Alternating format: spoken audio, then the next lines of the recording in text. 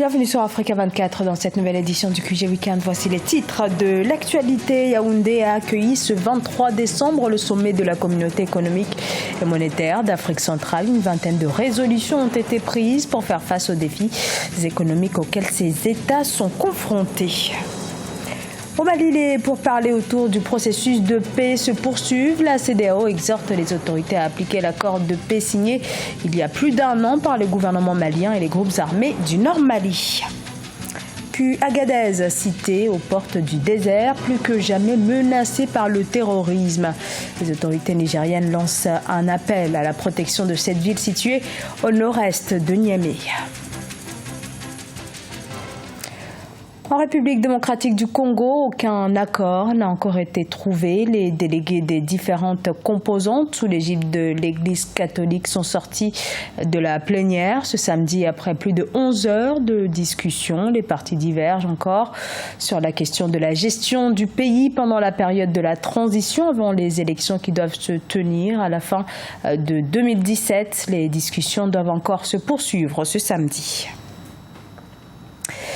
Le sommet extraordinaire de la communauté économique et monétaire d'Afrique centrale s'est achevé ce vendredi dans la capitale camerounaise. Tous les chefs d'État de la zone CEMAC étaient présents. L'objectif était de trouver une stratégie de relance économique de la sous-région fortement impactée par la chute des cours du pétrole. Fanny Mounichi. Un ajustement vigoureux et structuré. Voilà la stratégie de relance économique sur laquelle se sont entendus les chefs d'État de la zone CEMAC, la communauté économique et monétaire d'Afrique centrale, lors du sommet extraordinaire qui s'est achevé ce vendredi 23 décembre au Cameroun. 21 résolutions ont été prises à l'issue des négociations qui se sont déroulées à huis clos.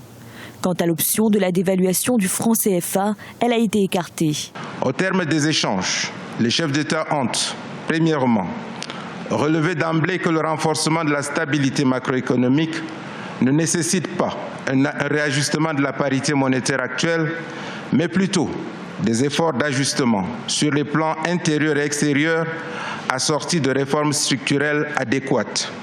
Deuxièmement, les chefs d'État ont décidé d'adopter des mesures pertinentes destinées à inverser durablement les tendances négatives de l'économie de la sous-région, combinant une politique budgétaire adéquate, une politique monétaire appropriée et une coopération internationale renforcée.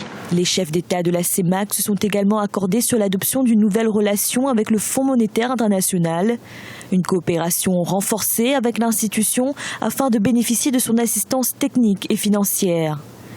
La conclusion de nouveaux programmes avec le FMI permettrait aux pays de la sous-région d'accroître leur accès au financement international, de réduire la pression sur la monnaie commune et d'améliorer la qualité de l'endettement.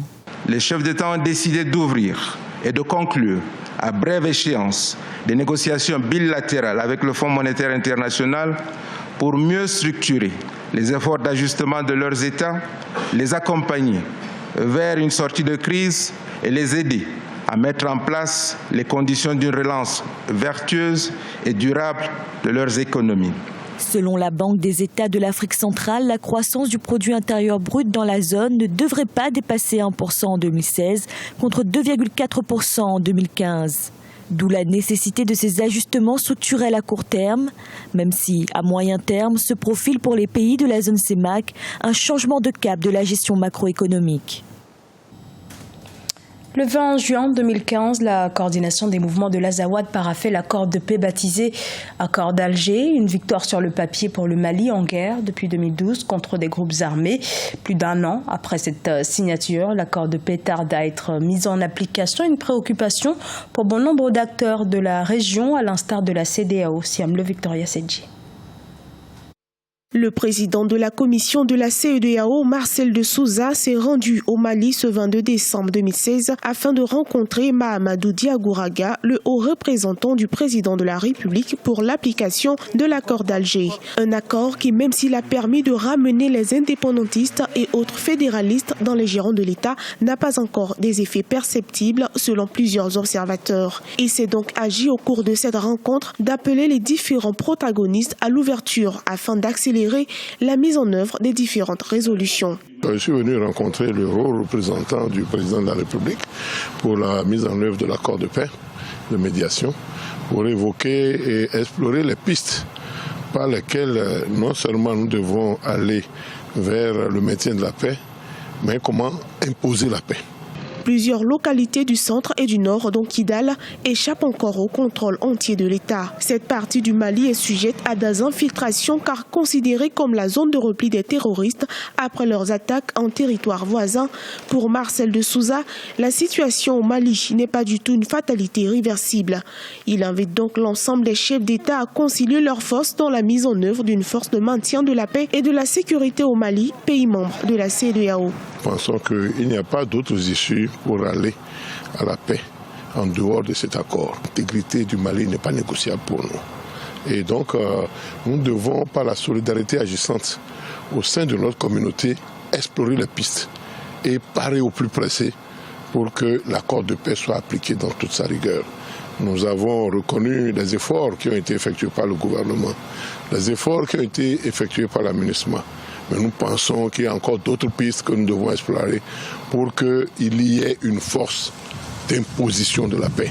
Pour rappel, l'accord d'Alger a été paraphié en 2015 entre le gouvernement malien et plusieurs groupes, dont la coordination des mouvements de l'Azawad, SEMA. L'accord fixe les conditions d'une meilleure gouvernance qui permettra le règlement définitif du conflit, notamment la prise en compte des collectivités territoriales, la mise en place d'un système de défense et de sécurité basé sur les principes d'unicité, d'inclusivité et de représentativité, ainsi qu'une participation active et significative des populations du Nord à la gestion de la sécurité locale.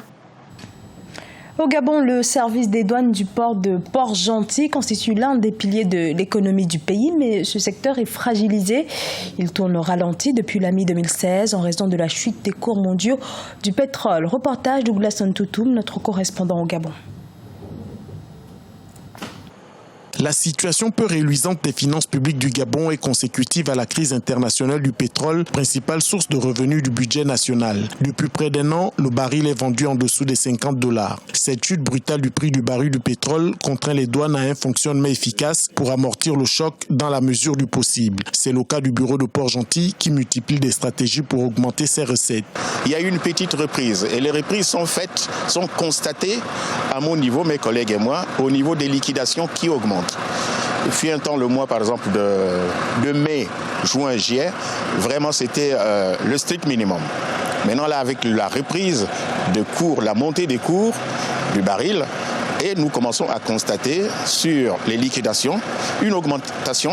Le service de douane du port de Port-Gentil constitue un des maillons essentiels pour renflouer les caisses de l'État à travers les impôts et autres taxes prélevées sur les marchandises. Ce port maritime, le deuxième plus grand du pays, est le lieu du chargement et du déchargement des marchandises vendues dans le pays. Nous sommes sur la bonne voie, nous tendons vers la fin de l'année et généralement nous mettons aussi les pressions sur les opérateurs économiques qui avaient des restes à découvrir et ça c'est une démarche entreprise par le directeur général de douane qui nous a demandé de mettre la pression sur les opérateurs économiques qui n'avaient pas régularisé leur dossier parce que nous on ne fait que liquider, le trésor recouvre.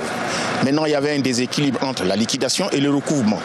Maintenant nous faisons la pression sur ces opérateurs économiques et nous commençons à voir très clair parce que les chiffres ont augmenté. Avec un quai quasi désert, le bureau de la douane de Port-Gentil multiplie les stratégies pour atteindre son objectif pour l'exercice 2016, à savoir 127 milliards de francs CFA de recettes. Selon les statistiques officielles, depuis 2014, le trafic des marchandises enregistré au port de Port-Gentil tourne autour de 390 000 tonnes de marchandises traitées. Salif Traoré, plus connu sous le nom d'Assalfo, membre du groupe musical ivoirien Magic System, est nommé conseiller spécial du président de la Fédération ivoirienne de football, Augustin Sidi Diallo. Il s'agit d'une grande première pour un artiste dans ce pays. Le chanteur s'est félicité de cette nomination sur les réseaux sociaux.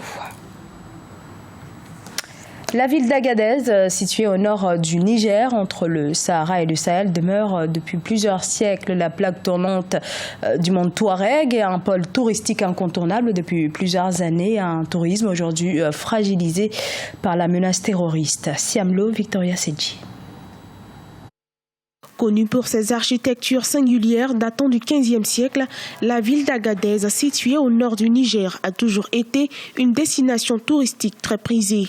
Mais depuis plusieurs mois, elle fait face à des menaces terroristes dans ses zones frontalières nord et sud. La porosité de ses frontières a par ailleurs permis l'infiltration d'environ 1,4 million de réfugiés et de migrants. Une situation qui met à mal sa réputation de ville touristique. L'Aïr et la ville d'Agadez avaient une importance à la fois religieuse, économique, sociale, culturelle. Il y a toutes les qualités dans la ville d'Agadez. C'est vraiment une ville historique et c'est bien que l'UNESCO l'ait reconnue comme telle et qu'elle soit conservée. Des responsables d'Agadez ont lancé une alerte à la communauté internationale sur la situation de la ville touristique. Cette ville, depuis l'Antiquité, est un carrefour d'échanges important pour le commerce du fait qu'elle représente une porte d'entrée vers le désert du Sahara. Aujourd'hui, la menace terroriste présente à la frontière nigéro-malienne pousse les sultans à vouloir renforcer l'unité sociale, gage du maintien de la prospérité culturelle et socio-économique de la zone. Nous avons d'abord la cohésion sociale entre la communauté. Nous avons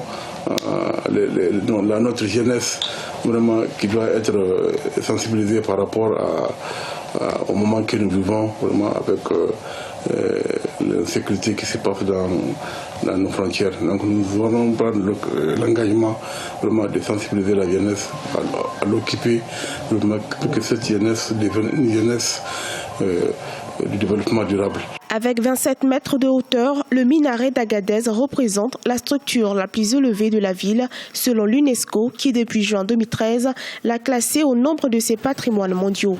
En décembre 2016, le Niger a pu mobiliser 610 millions d'euros de la part de l'Union européenne dans le cadre d'un programme de réduction des flux migratoires. Ce journal a été réalisé par l'ensemble de la rédaction. Merci pour votre fidélité. Dans un instant, une nouvelle édition de l'actualité sur Africa 24.